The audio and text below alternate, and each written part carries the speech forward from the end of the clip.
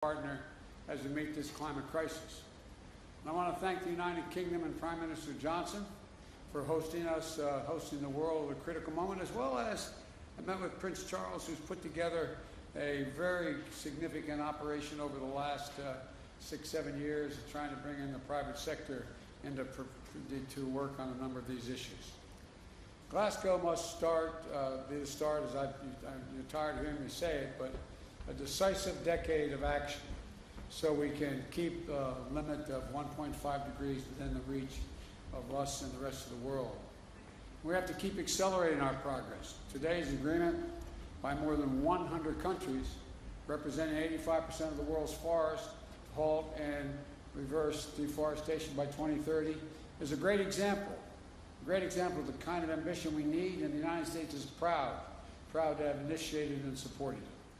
For our part, the United States is going to keep raising the ambition and delivering the goal that we are reducing U.S. emissions by 50 to 52%, as Secretary Kerry's talked about, from the 2005 levels by 2030.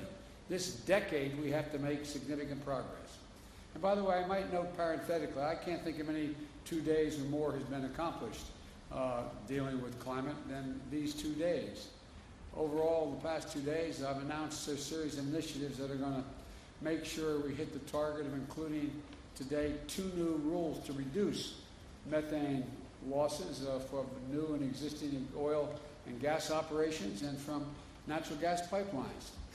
Thanks to the effort of our joint effort with the EU, we've grown global methane pledge. Remember, I raised it when I spoke to the United Nations from 9 countries signing on to that pledge in September at the United Nations. More than 100 countries have signed on.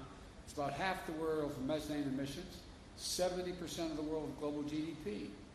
We've made commitments to promote climate-smart agriculture, spur innovation, catalyze private finance for a clean economy, and to drive high-standard, clean, climate-resilient infrastructure through the Build Back Better initiative. We had a great meeting today where we sat and talked about the whole focus of my Build Back Better initiative, which is adopted by the G7, was that everything should be focused on, as we help with the infrastructure of the rest of the world, which needs it badly, focused on climate. The example is if you build an oil well, if you build a gas or oil refinery, you're going to have that for the next 30 years. Well, why not invest now if we're going to provide for the help for nations in solar capacity or wind capacity? So the point is, although we also brought through the new President's Emergency Plan for Adaptation and Resilience.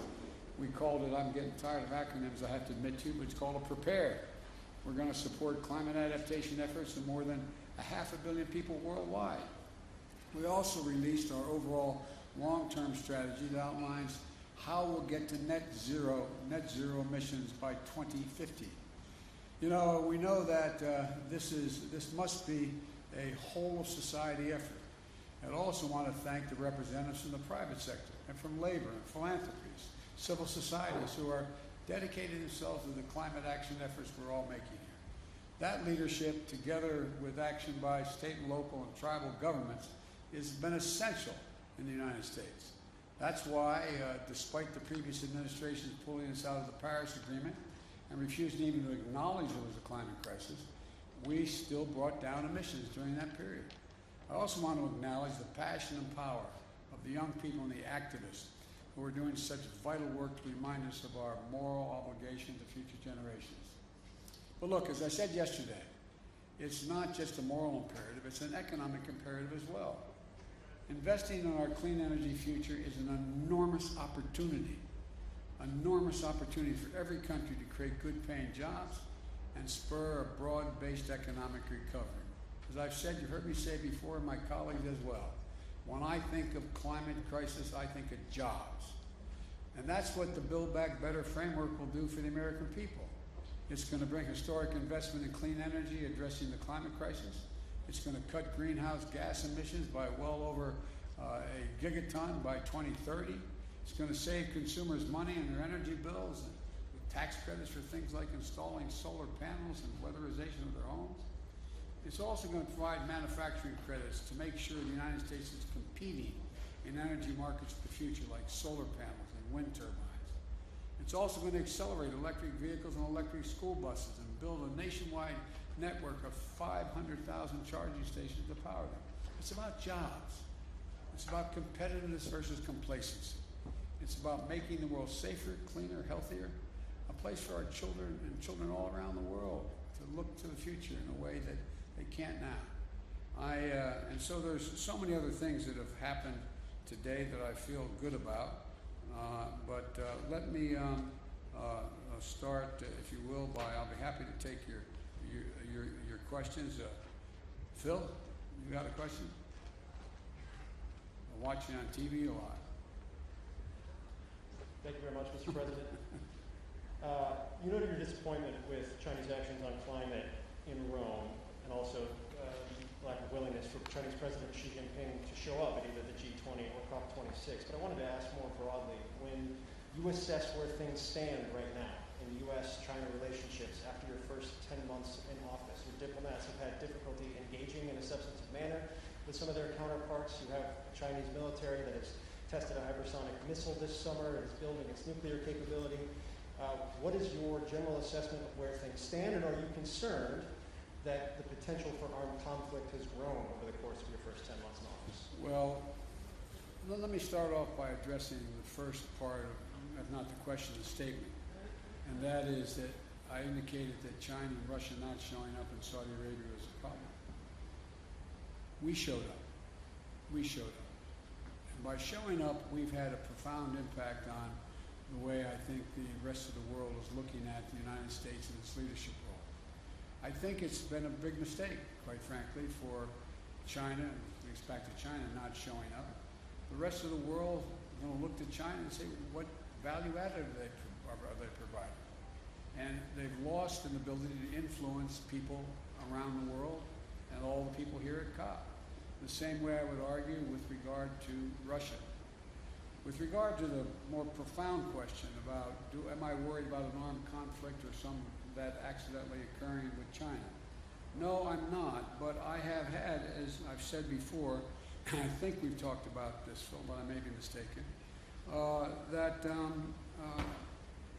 I think, as I've said, I look at China, and I've had hours of conversations with Xi Jinping, both in person when I was vice president and since I've been president, at least 5 or 6 hours worth of conversations on the telephone.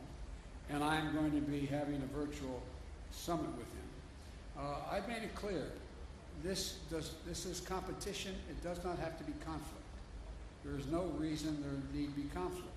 But I've also indicated to him, and I'm not reluctant to say it publicly, that we expect him to play by the rules of the road. We're not going to change our attitude toward Constitution, international airspace, international sea lanes, etc. We also are made it clear that we have to work on dealing with things like cybersecurity and a whole range of other issues. But I'm not looking for, I don't anticipate there will be a need for there be physical conflict. But you know, as you've heard me say this before, my dad had an expression. He said the only conflict worse than one that's intended is one that's unintended. One that's unintended. And so in my meetings with him virtually coming up, we haven't set the exact date yet, I want to make sure there's no misunderstanding. It's competition, not conflict, and so there's no unintended. Yeah, Peter? Mr. President, you're touting on this visit your $1.75 trillion plan that includes climate, but your party is still not united behind it. Senator Joe Manchin yesterday called it budget gimmicks, shell games, and a recipe for economic crisis. Today he said he never signed off on the framework. So do you have a specific commitment from Senator Manchin to support your Build Back Better bill, yes or no, and how do you respond to those criticisms? And I have a quick follow-up.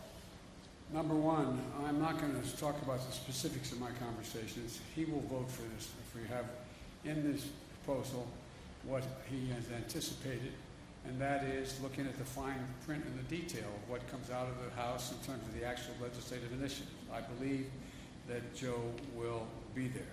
With regard to the issue of whether or not he thinks that he's worried about this being inflationary or going to be negative impact on the economy, I think that I've made it clear to Joe, and will continue to, and we will, that as I've apologized for repeating, Peter, but 17 Nobel laureates on economics said it's going to lower inflation, raise wages, increase competition, create 2 million jobs a year, et cetera. And so I think that I understand that Joe is looking for the precise detail to make sure nothing got slipped in terms of the way in which the legislation got written that is different than he acknowledged he would agree to. But I think we'll get this done.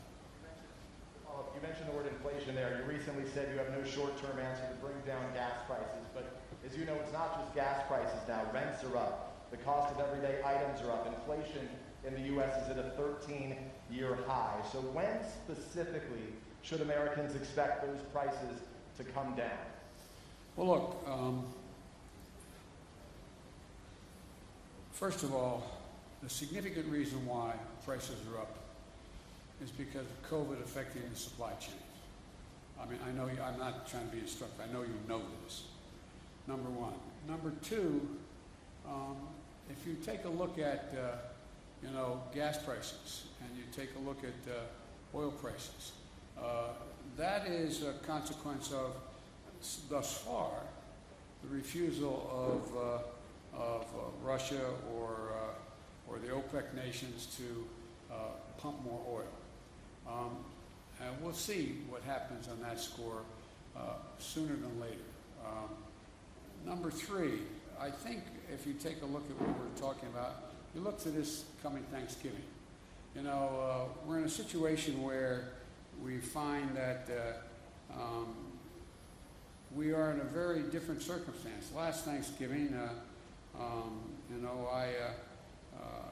as I said, this year we're working on a supply chain issue. But last Thanksgiving, I sat down with my wife, my daughter, and my son-in-law. This Thanksgiving, we're all in a very different circumstance. Things are a hell of a lot better, and the wages have gone up higher, faster than inflation, and we have generated real economic growth. It doesn't mean these dislocations aren't real. They do affect people's lives. For example, one of the reasons why I decided to talk about the need to deal with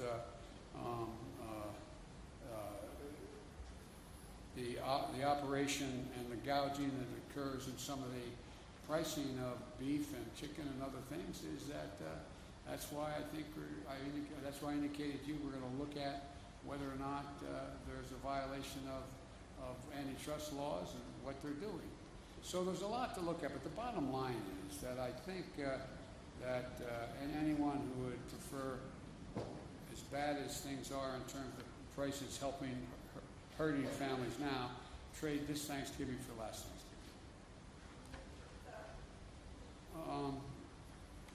Jen Epstein, Wall Street Journal. Excuse me. I beg your pardon. Bloomberg. I hope I got it. I got it. Thank you. Especially since my granddaughter works for you guys in a different circumstance. So I got it. I'm in trouble. Well, I'm going to ask a very Bloomberg question to begin, which is, have you decided who you will nominate to chair the Federal Reserve Board? And if not, can you speak a little bit about what you're thinking about as you consider your choice for Fed chair and the other seats that are open? This is the latest that a president has gone without nominating somebody the year before a nominee needs to be selected. And are you concerned about potentially having a short timeline, especially if you're not going to re-nominate Jay Powell? No. No, I'm not going to discuss it with you because that's in train now. We'll be making those announcements fairly quickly. It's been in train for some time, number one. Number two, I also would indicate that I think we're going to have plenty of time to make sure all the major nominees are able to be cleared in time where their terms would expire. And number three, I've given a lot of thought to it. And I've been meeting with my economic advisors on what the best choices are. We've got a lot of good choices, but I'm not going to speculate now. Nancy, CBS. I think you had your hand up. I'm sorry. Did you? Thank you very much, Mr. President. Some of the commitments you made here won't happen unless Congress passes future legislation. How do you convince Republicans and even some Democrats to get behind more spending if they look at this conference and say, China isn't meeting these global goals, Russia doesn't intend to meet these global goals, India doesn't plan to, why should we? Because we want to be able to breathe and we want to be able to lead the world.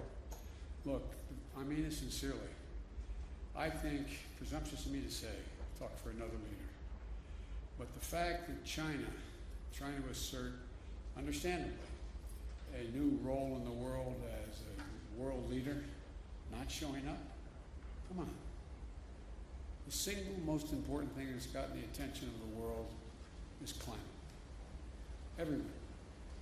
From Iceland to Australia to, I mean, it just is a gigantic issue. And they've walked away. How do you do that and claim to be able to have any leadership now? Same with Putin and Russia. His tundra is burning.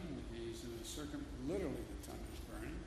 He has serious climate problems.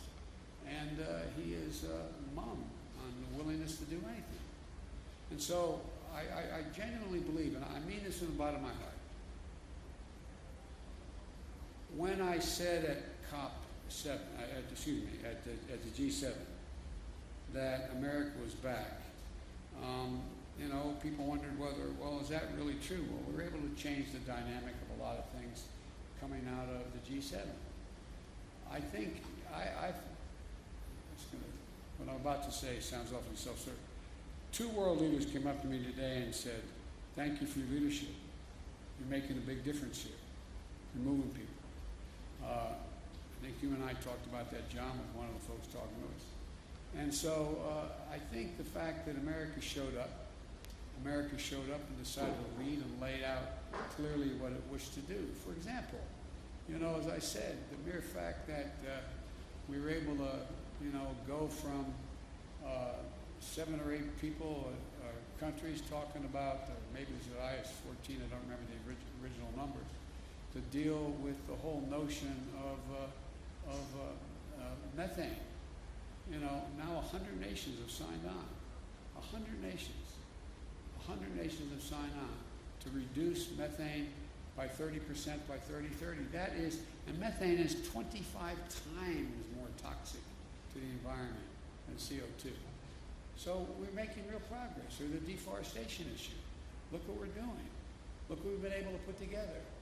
And in addition to that, one of the things that I feel the best about, and I don't claim any unique credit for it, but I think that we've gotten for the first time a combination of, in dealing with the international problem and that circumstances affect all nations, that we've not only gotten countries off the sideline in terms of making significant financial contributions, but literally trillions of dollars worth of the private sector jumping in, knowing they've got to play and they're going to play an incredibly positive part in dealing with these problems. It's real. It's genuine. And so I just think that, that old bad expression, proof of the pudding's in the eating. I feel confident we're going to get done what we have to do at home in order to deliver. And lastly, if you take a look at what economy is growing, the United States is growing. It has problems, mainly because of COVID and supply chain, but it's growing. We've created over 6 million jobs. We're leading the world in terms of the fastest growing economy, major economies. So I think, we're going through a difficult time in the world because of COVID, because of supply chain consequences, because of the environment and all that's occurred, the way it's in fact imploded in the near term. But as I said to you earlier, and I really mean it, I think it presents a gigantic opportunity, to, in a sense, press the restart button and move in a direction that I think the vast majority of countries, and look, I'm sure you interview other world leaders that are here, vast majority think this is an opportunity. They're not quite sure exactly what to do, exactly how to do it. Not that I have all the answers, I'm not implying that. But they know that. They know that growth rests in dealing with the economy in a way that affects the whole notion of what we're going to do about climate change. And it's a gigantic opportunity. Okay, I called on the Wall Street Journal, Catherine. I got the wrong one. Sorry. Let's try the real Wall Street Journal. Thank you very much. We are the real Wall Street Journal. Mr. President, you tweeted earlier asking Virginia and New Jersey residents to vote. Democrat Terry McAuliffe is struggling in a state that you won by 10 points. Do you see his problems as a rebuke of your presidency? And could this signal your real losses for Democrats in the midterms? We're going to win. I think we're going to win in Virginia. And you know, you're reporting it being close. The race is very close. It's about who shows up, who turns out. And granted, I did win by a large margin. But the point of the matter is that I think that this is going to be, we all knew from the beginning, this is going to be a tight race. And it is tight. And it's going to get down to turnout. And it's going to, my guess is I'm going to be landing at 1 o'clock in the morning East Coast time. That's probably about the time we'll be hearing what the final results are. I think we're going to win New Jersey as well. But look, you know, the off year is always unpredictable, especially when we don't have a general election going on at the same time. That's been the case up and down, you know, for a long time, especially as Virginia's turned more and more blue. But having said that, I don't believe, and I've not seen any evidence that whether or not I am doing well or poorly, whether or not I've got my agenda passed or not, is going to have any real impact on winning or losing. Even if we had passed my agenda, I wouldn't claim we won because Biden's agenda passed. So, but I think it's I think it's going to be very close. I think it's going to get down to, as you all know, turnout. And I think that based on what I have heard so far, it's awful hard for me to be prognosticating, which I don't like doing as president anyway, from overseas. But I think, I hope that every eligible voter in Virginia and New Jersey shows up and votes. And the more of them do, the better off I think our chances are. And I think we're gonna win. Okay. All right. NPR. Scott?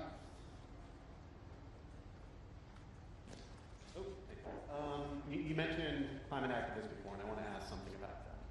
You're touting agreements, other world leaders have touted agreements, but the atmosphere around the conference here is skeptical, and it's pretty angry.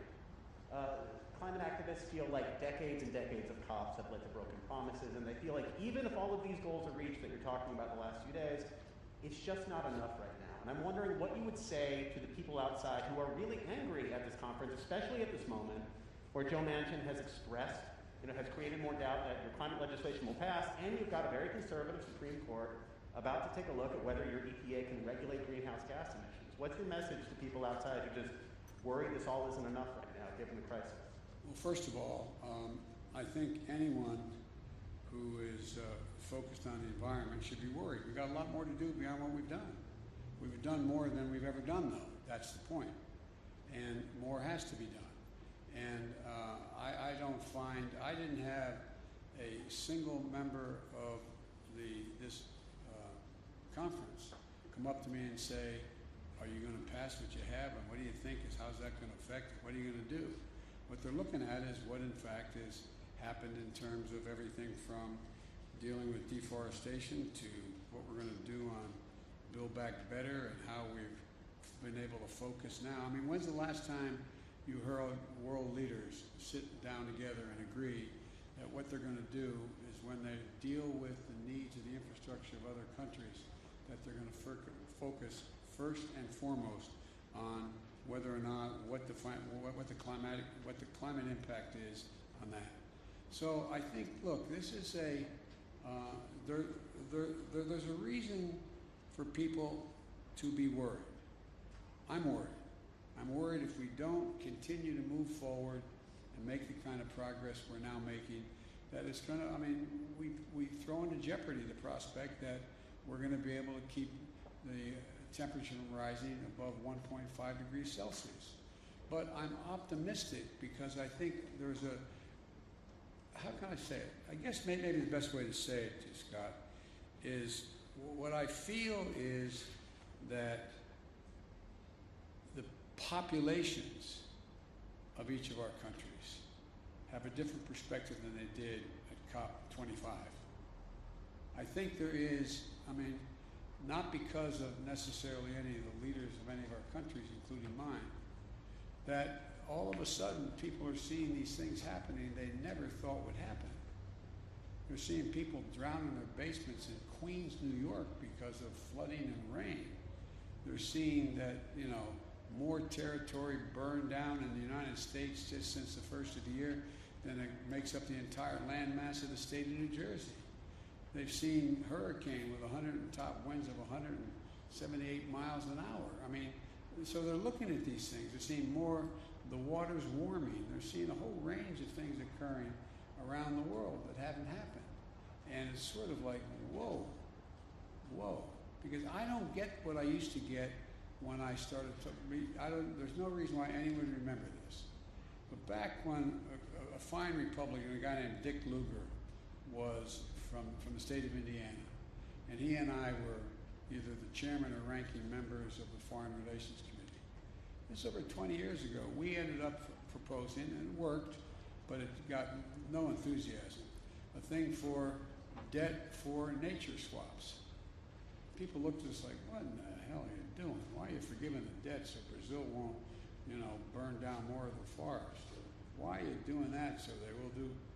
Now, everybody goes, whoa, what else can you do? What else can you do? So I think there's a whole different attitude that's out there. And I think this is being led, I'm not being solicitous here, I think this is being led by, my granddaughters and their friends, that generation. I think they're out there going, whoa. And they're having a profound impact. Having a profound impact on their parents and their grandparents about what's happening. And then all these climactic and climactic things have happened that people are now paying attention like they never did before. So, you know, there's a lot more to do, and it's going to determine whether or not we are going to be able to fund what we're talking about. But, for example, even if the funding didn't come from some of the governments, you have the private sector now engaged where they're talking about investing, literally the need to invest over trillions of dollars out off the sidelines. It's bankers that are now deciding they got to. I talked a long time ago with you all about that you have major corporate America pricing in the price of carbon. It matters. So things are changing. We just have the right stewardship and enough sense as world leaders to get it right. So thank you all so very much. Appreciate it.